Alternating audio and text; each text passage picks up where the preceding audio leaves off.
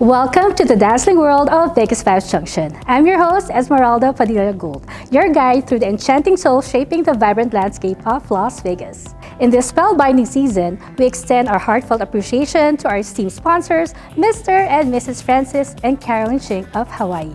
Their unwavering support, combined with the fantastic collaboration with All Access Productions, add an extra layer of magic to our journey. A shout out to our incredible viewers on VegasPlus.us, WillamTV.us, VegasLiveTV.us, AmpleTheater.net, WCTV, Roku, Amazon Fire TV, and VegasVibes.us, as well as those catching us on local TV channel KGNG 26.8 Las Vegas. Your support means the world to me, so spread the joy on Facebook, YouTube, and Instagram. Las Vegas pulses with vibrant music, breathtaking performances, and electrifying events. As we showcase talented artists and dedicated individuals, let's immerse ourselves in the thrill. Join us for mega concerts and sports spectacles, feeling the enchantment that crowns Vegas as the entertainment capital of the world. VegasVibes Junction is your backstage pass to the incredible personalities shaping this city into a global gem. Dive into their stories and let's celebrate together in the extraordinary warmth of Vegas, now more dazzling than ever. In just a few moments, we'll be interviewing Mr. William Doc Waltz, a dynamic leader and candidate for the mayoral seat of Las Vegas. Hailing from Chicago, Illinois, Doc brings a wealth of experience in law and public service to the table, with a distinguished career that includes roles alongside influential figures like Harold Washington and Jesse Jackson. Doc is known for his unwavering commitment to inclusive governance and fiscal responsibility. Join us as we delve into Mr. Waltz's vision for Las Vegas and his plans to propel the city towards a brighter future. Get ready for an engaging conversation with Mr. Doc Waltz, so don't go away.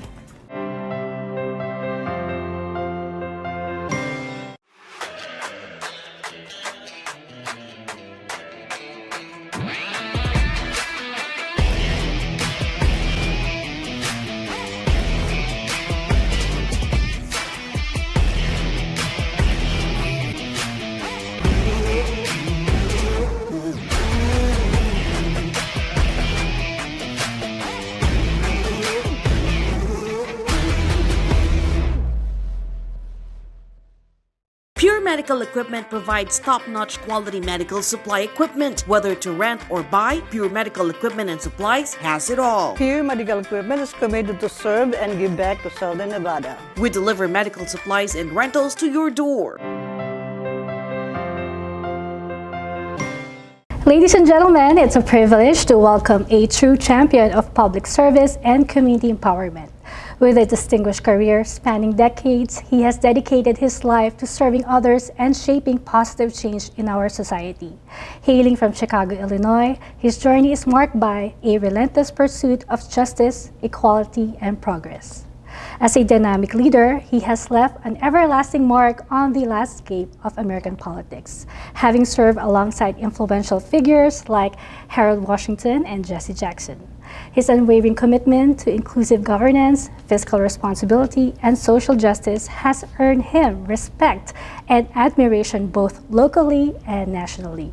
Today, we have the honor of delving into his inspiring journey, exploring the experiences and values that have fueled his passion for public service. Join me as we embark on a conversation that promises to illuminate the vision and leadership of one of Las Vegas's most formidable mayoral candidates. Without further ado, let's welcome Mr. Doc Waltz to VegasVibes Junction. Oh, thank you so much, Ezzy. I love that introduction. It's truly an honor to have you here with us. Thank you. Truly, thank you for gracing us with your presence. It's my pleasure. You make me emotional. Oh, well, Yeah. It's everything about you and more. Yeah, that's what it's all about. And I really find you very kind and compassionate. And Thank I you. truly hope that you will win. Thank this you so coming much. election. I really appreciate that. And I hope we win too. And the most important reason is because we have a chance to embellish the things that are already Las Vegas and make them better, but also send us in a different path. So yeah, enough about that. Let's talk about the fun stuff. Oh, please. Tell us, what was the catalyst that inspired you to pursue a career in law and public service? Just the fact that I didn't know how to shut up when I saw somebody else being treated unfairly. I couldn't stop. I had to find justice for them. And it didn't matter who the person was oppressing them, I had to react. You know, it didn't matter whether it was a system or an individual or a parent or a teacher, I couldn't shut up. If the teacher accused the wrong person in class, I would stand up and say, no, he's not the one or she's not the one that did that. It was that person. You know, so it was in me. Wow, that is very admirable because I have seen people being oppressed all the time and being bullied, and sometimes they could not defend themselves. Right. And when someone, even one person who would stand up to that bully makes a whole world of difference to the life of that person, and you know, it stops. That's right. So one of the things that drives me now, I lost my youngest daughter, and I'm gonna need some tissue. I'm I sorry. lost my youngest daughter. She had 2 master's degrees, and she was getting her doctoral degree in education. So she was studying in Brazil, and she caught bacterial meningitis and passed. And she was a go-getter. She was the mini-me, the political me. And so I continue on in her honor. I'm so sorry to hear that. Oh, it's wow. okay. God is good. Yes, well, I'm sure she's looking down from heaven and she's very proud of her daddy. Absolutely, and I'm inspired by her every day. And my other children as well. My son is deaf in one ear, so he translates. He had the pleasure of translating the Star Spangled Banner at the Chicago Bears game just a few weeks ago. So that was seen on national TV. Translate meaning he sang? No, he actually does the signing of it, but he does it in a very the signing. musical, Oh, that's what I meant. musical and melodic way. So they honored him with that opportunity. And then my other daughter is a mother and a grandmother, and she's just a barn burner. You know, she's into human resources and helping people. So it's in the blood. Wow. And then I have 5 sisters and 1 brother and another brother whom we adopted basically because he lived in our neighborhood. We lived in an all-white neighborhood when we first moved in 1966, and it wasn't a friendly neighborhood, but he was friendly. And we just became the best of friends, so he's like a brother. And my mother just turned 87, which is a blessing. So we were all together in Chicago for her birthday party. That's So, amazing. Yeah. How do they feel about you running for mayor of Las Oh, they love Vegas? it. They've always supported me, and they know it's my passion to try to help other people. So that's what I do. Please, can you share a memorable experience or lesson from your time working alongside influential figures like Harold Washington and Jesse Jackson? Oh yeah, working with Harold Washington was a blast. I just, felt a need to get involved as soon as he announced. I was in my 2nd year of law school, so I took a leave of absence from law school at the end of that semester, and I organized the Lawyers Committee for Harold Washington, served as president of law students for him, and served as his assistant scheduler. And then I became his direct assistant. In that capacity, I had the pleasure of traveling with him locally, nationally, and internationally. We went some of everywhere, and people loved him. And they would say 2 things. They say, "There's Harold," and then they'd say, "Chicago, rat-tat-tat-tat-tat." So we knew we had to change that image. And we did. We made Chicago the city that works. So the most important thing that I remember about Harold was he taught me never take yourself too seriously. And so I don't take myself seriously. I'm thankful for every minute that I have and every opportunity to serve. One of the things we do, for example, is on Tuesdays at 204 Master by the courtyard, we feed 400 to 500 people every Tuesday. And the thing for me is I get to hand them their food, which is packed by the ladies and gentlemen with love, and I get to tell them, I love you. Love to me means I care about you. I'm wanting your well-being, your justice, your value, your mercy, your goodness, and your grace. So I love everybody. Now that doesn't mean that I like everybody, but I love everybody. So it's a pleasure to be able to serve them. And then on Saturdays, we go down in the tunnel with Shine a Light, and we try to get those hardcore drug-addicted persons out of the tunnels and get them into treatment at Crossroads. They can stay there for 6 months, and they can leave if they want to leave. They're not held prisoner. And if they stay through the program, they can then go to the next level. So I enjoy that. Very commendable. I love that you are a humanitarian heart and your mission is to serve. Yeah, so yesterday I was telling you earlier off camera, at 5 o'clock in the morning, we were out counting the homeless. We were doing a census. I volunteered for that. So that was fun. I mean, we got a chance to talk to them again, get a chance to tell them, I love you. And that's important. And some of them say, I haven't heard that since my mother died. But we have to hear that. We're human beings. We all want love. I think at the end of the day, it's what really matters. Mm-hmm. And it makes a whole lot of difference when someone feels loved. Yeah, it gets you through your day. You can be having a rough day, and then all of a sudden, someone you love gives you a hug. It empowers you. Especially someone who is homeless. Who That's doesn't right. have That's right. And it's contagious because then they learn to say to one another, I love you. Because it felt good for them to hear it, so they want to make someone else feel good. And that's what it's all about at the end of the day, making other people feel good. Well, thank you for being a good example to them. Thank you. And showing them how it should be. Thank you. I appreciate that. How has your background in law shaped your approach to governance and leadership? You know, one thing it teaches me is to study hard. I went to IIT, Illinois Institute of Technology, Chicago, Kent College of Law. And I was the only black in my section out of 90 students. It's a Jewish law school. There was another section that also had 90 students, and we had 6 blacks in that section, but I was the only black in my section. So I was isolated in a sense, but that made me study hard because law is a study that uses a Socratic method, but it's also a study where it's a surprise. You don't know when the professor is going to call on you to recite the case, so you have to be ready and you have to be prepared to establish a position and defend that position even against the entire class. So I did really well with that. And then in the moot court competition, it's a competition between freshmen and sophomores in law schools. And so you go and you argue a case just as if it were a real case in a courtroom.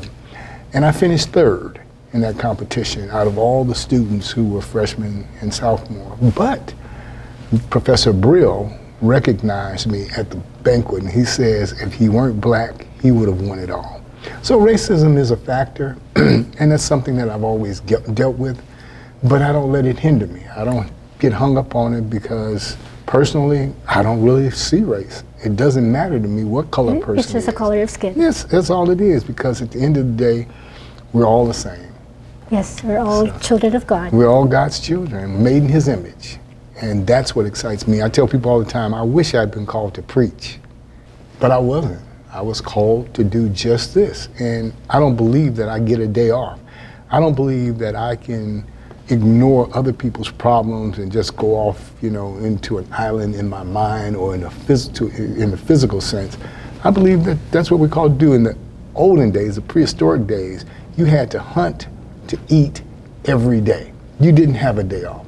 Every day of your life, you had to hunt. And you have to serve. You have mentioned, what do you think is your God's calling? What do I think? And my vocation is to fight for people who can't fight for themselves. And I don't mind. I love it. I'm thankful. I want to empower them. I want to end homelessness. That's important to me. And there are solutions. People think that all homeless people are the same, that they've wasted their lives and thrown their lives away. No. Some of them might have made bad choices, but many of them were forced out of their home for various reasons, no fault of their own. Sometimes the landlord just said, I'm not going to renew your lease because I'm going to sell this property. I have a family member that wants to live here. And they were forced out, might not have had sufficient credit or sufficient income to get another place, so they're sofa surfing. But they're responsible human beings who are trying to fulfill their life's goal. So we can't ignore them. So we got layers of homelessness, and that's what I try to teach. There wasn't always a homeless problem. We now have a burgeoning homeless problem, not just here in Las Vegas, but in America. Many more people that need to be homeless are homeless, and if we'd all do just a little bit more, fewer people would suffer. Why do you have soft spot for them? Because it could be me. And it could be you, and it could be the next person. And if we ignore them, we're going to be ignored when it's our turn. You never know. Most people are 2 paychecks away and 1 bad decision away from being homeless. Sometimes it's people who are just really trying to have a little bit more for their family, so they invest in something. Like a lot of people invested in crypto expecting that it would give a big return. Well, it didn't for a lot of people. Some people got scammed. So they invest and then it doesn't go right and they can't pay the rent. So they're out. It doesn't matter. You know, you listen to people in Hollywood and most of them have a story to tell about being homeless, sleeping in their car. Well, fortunately, they had a car to sleep in, but that's what happens when you follow your dreams. You take a chance, but we have to also reward people who follow their dreams and give them the support they need to make certain that they don't fall off the cliff. And our homeless people have fallen off the cliff, but it's primarily because we focus in Las Vegas on service rather than on providing actual stable housing. And there is a way to do that. The money is available. We just have to adequately pursue it. I really hope that homelessness will eventually be gone and we can help all these people. Yeah, because there was a time when we didn't have it. People think that, oh, it's just, you know, part of the furniture in the house. No, it's not. We don't have to have homelessness in our community. There are solutions, and we have solutions, and we're going to address those throughout the course of the campaign. That's amazing. Thank you. As a candidate for mayor, how do you plan to leverage your experiences and expertise to address the challenges facing Las Vegas, like homelessness? Oh, that's very good. And homelessness is one of those things when we get people to understand homelessness, just like people rescue dogs, people will get engaged because people care. They just want to know that they're not wasting their time on an entity or a body that also doesn't care. They want people to meet them halfway. So we're going to help people to do that through the culture of understanding. The other things that we want to do is we want to make certain that we keep the casinos and keep them lively and active and continuing to grow, but we also want to transition Las Vegas from just an international tourist destination into a safe and secure world-class city that is carefully designed to ensure the prosperity of every single resident and leave no one behind. We have the resources to do that. So what does that mean? Yes, we want our casinos to do really well. We want dining, and we also want to make certain we continue to have entertainment. We have the best in the world. This is Las Vegas, and people come here for that. But now you can gamble most anywhere. So there are fewer people coming to Las Vegas, even though there's a whole new group of people coming, but some of the people who used to come don't come anymore. If those people would come, we would be overrun all the time. But you can't just rely on that, and the pandemic showed us that. You also have to have another economy. So you have to diversify your economy. That means you have to have multinational corporations that are doing business here and developing products, goods, services, resources, and tools, and putting those things into the stream of the national and global economy and bringing new money, jobs, and opportunity back to Las Vegas. You see, the production goes on no matter what the pandemic. And there will be another pandemic, chances are. So we have to prepare for that. So I want to make certain that we have a very balanced economy. On a lighter note, yes, I've heard about Bernie Mac. Yes, he was one of my classmates in high school, and he drugged me into comedy, kicking and screaming, because I'm pretty good at helping people manage their careers and manage their businesses. I have a reputation for that. So Bernie Mac, his name is Bernard McCullough. He was my friend when we were 14, and he wasn't funny back then. He loved to play basketball and play baseball. Who's funnier, you or him? He was probably funnier, but he didn't show it. You know, he wasn't the class clown. He was methodical, and he was a very interesting person because he thought deep. Doc, why do you believe you should be the next mayor of Las Vegas? Because I'm the only candidate for mayor who will keep Las Vegas' promise. That's a commitment to public safety, public education, affordable housing, senior care, full employment, balanced economic development, equal access for the disabled, and when all fails, marshaling charity. And charity is nothing more than the act of giving unselfishly to those in need and expecting absolutely nothing in return. I have been trained by the best. I'm competent, I'm knowledgeable, I'm experienced, and I'm fully conversant with the functions, operations, and inner workings of municipal government. There isn't a candidate in the race who can hold a candle to me when it comes to policy and administrative decision making. I'm a leader, and I've had the pleasure of helping people through storms. Las Vegas is at that point now where we need to prepare for the future. We need to look at what Las Vegas is going to look like in the next 15 years, and I can set us on that path. I can tax less and provide more safety and services. I can diversify our economy while operating with integrity. And most importantly, I'll speak truth to power and tone down the divisive rhetoric and end the separation of the parties. I have that ability, so I think that's what I'm called to do. And more importantly, you have the heart to serve. Yeah, that matters too.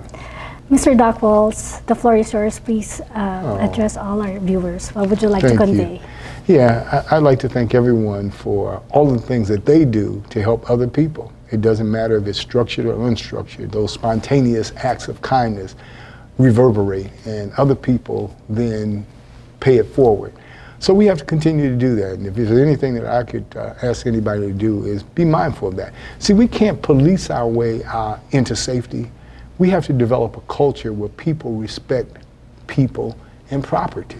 And when we teach our children that, and when we begin to do that, we'll be a much better society as a result. Most importantly, we'll be a safer society. So when I talk about helping the homeless, it's not just altruistic. Part of it is selfish, because I know that we're only as strong as our most vulnerable resident. We're only as safe as that person, because vulnerable people have the potential to do catastrophic things. So we want to make everybody viable to improve the safety of Las Vegas. As we wrap up our conversation with Mr. Doc Walls, I'm reminded of the power of vision, determination, and community. Mr. Walls' passion for service and his unwavering commitment to building a brighter future for Las Vegas serve as a beacon of hope and inspiration for us all.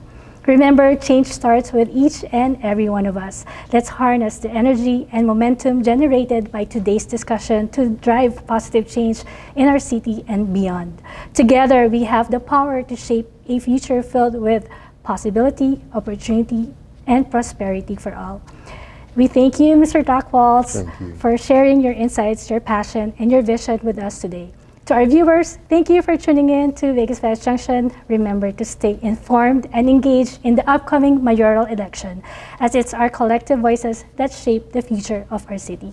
Let's continue to dream big, work hard, and strive for excellence in everything we do. With unity, determination, and unwavering resolve, there's no limit to what we can achieve. Until next time, keep dreaming, keep believing, and keep striving for a better tomorrow. Together, we can make it happen. Until next time, God bless everyone.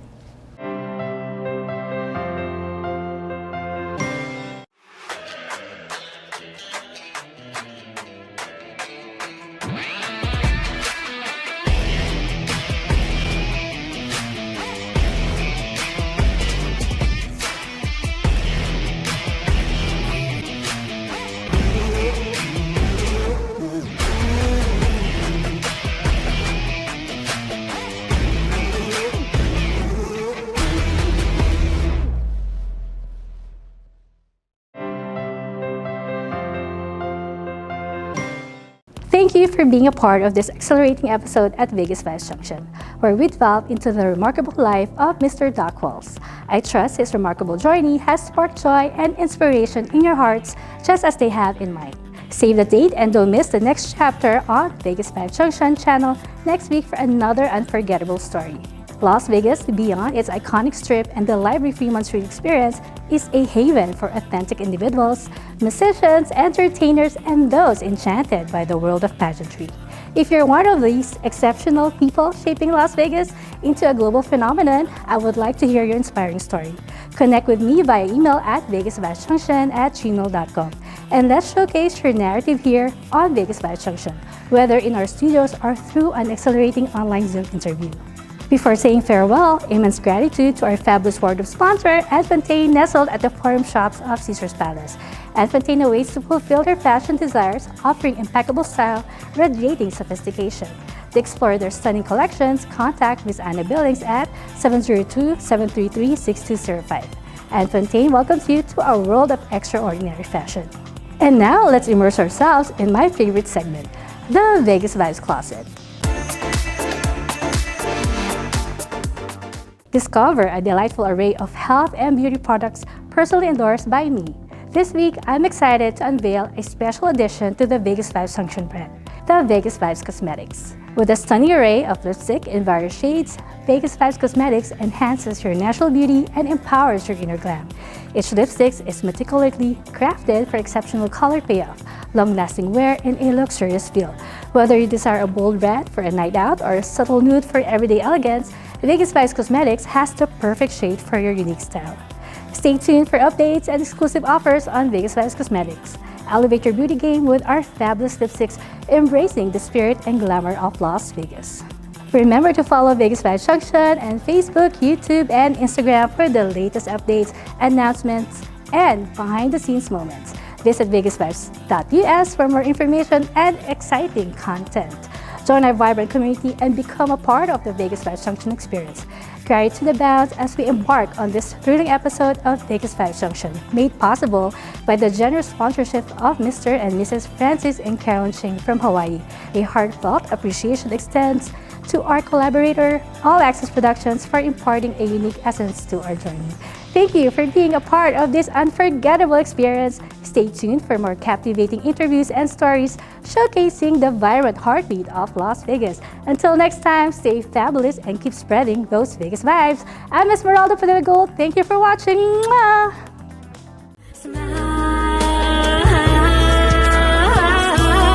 Just one look into your eyes, there I see who you are to me.